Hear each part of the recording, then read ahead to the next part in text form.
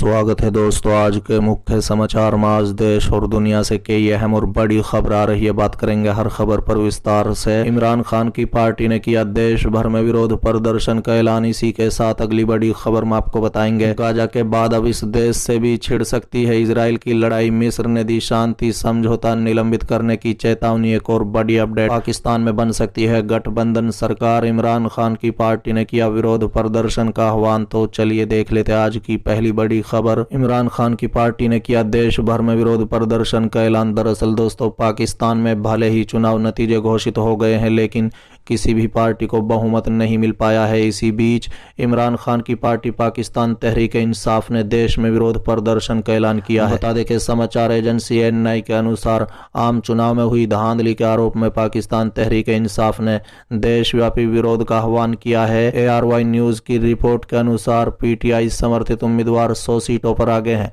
ARY news के report के अनुसार ये फैसला पार्टी के कोर कमेटी की बैठक के बाद लिया गया है। बता दें कि पीटीआई ने मतदान की रक्षा के लिए देश भर में शांतिपूर्ण प्रदर्शन करने की घोषणा की है। इसके अलावा बैठक में चुनावी नतीजों और आगे की रणनीति पर भी चर्चा हुई। कोर कमेटी ने बैठक के दौरान महत्वपूर्ण निर्णय लिया। पार्टी ने कहा है कि पीटीआई के संस्थापक इमरान खान के साथ विचार विमर्श के बाद उन निर्णयों को लागू किया जाएगा। पीटीआई ने बयान जारी कर कहा कि लोगों ने शांतिपूर्ण और संवैधानिक तरीके से अपना फैसला सुनाया है। उन्होंने कहा है कि अब जनादेश की रक्षा करने का समय आ गया है। चलिए अगली खबर, गाजा के बाद अब इस देश से भी छिड़ सकती है इजराइल की लड़ाई। मिस्र ने दी शांति समझौता निलंबित करने की चेतावनी। दरअसल दोस्तों, गाजा पर इजराइल का हमला लगातार जारी है। इजरायली सेना हमास के ठिकानों पर लगातार बम बरसा रही है। इसी बीच अब मिस्र की ओर से इजराइल को बड़ी चेतावनी दी गई है। मिस्र ने चेतावनी दी है कि अगर इजरायली सेना गाजा के घनी आबादी वाले सीमावर्ती शहर राफा में हमला करती है तो इसके बड़े परिणाम हो सकते हैं। मिस्र ने कहा है कि ऐसी सूरत में वो इजराइल के साथ अपनी शांति समझौता को निलंबित कर देगा। मिस्र के 2 अधिकारियों और एक पश्चिमी राजनयिक ने रविवार को ये जानकारी दी। अधिकारियों ने कहा है कि राफा में लड़ाई से क्षेत्र का मुख्य सहायता आपूर्ति मार्ग बंद हो सकता है।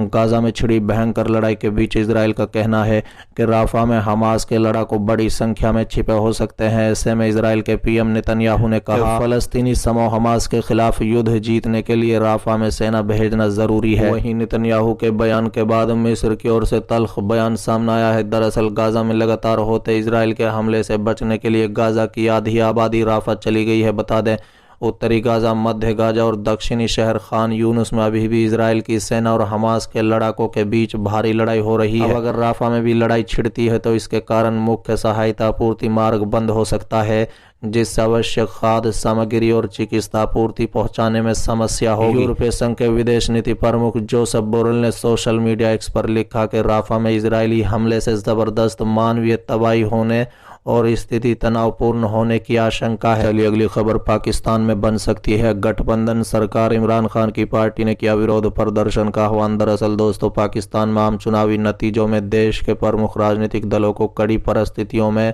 बने रहने को लेकर अटकलों का बाजार गर्म है। ऐसे में सवाल उठता है कि क्या पाकिस्तान इस बार नया प्रधानमंत्री पाने में कामयाब होगा। पाकिस्तान के राष्ट्रीय चुनाव में किसी भी दल को स्पष्ट बहुमत नहीं मिला है। चुनाव के बाद किसी भी पार्टी को स्पष्ट बहुमत नहीं मिला। पाकिस्तान में राजनीतिक सत्ता के खिलाड़ी नई सरकार बनाने के लिए काम करने में व्यस्त हैं। तब हुआ जब नतीजों से त्रिशंकु संसद बनी है, जहां किसी भी पार्टी के पास अकेले शासन करने के लिए पर्याप्त सीटें नहीं हैं।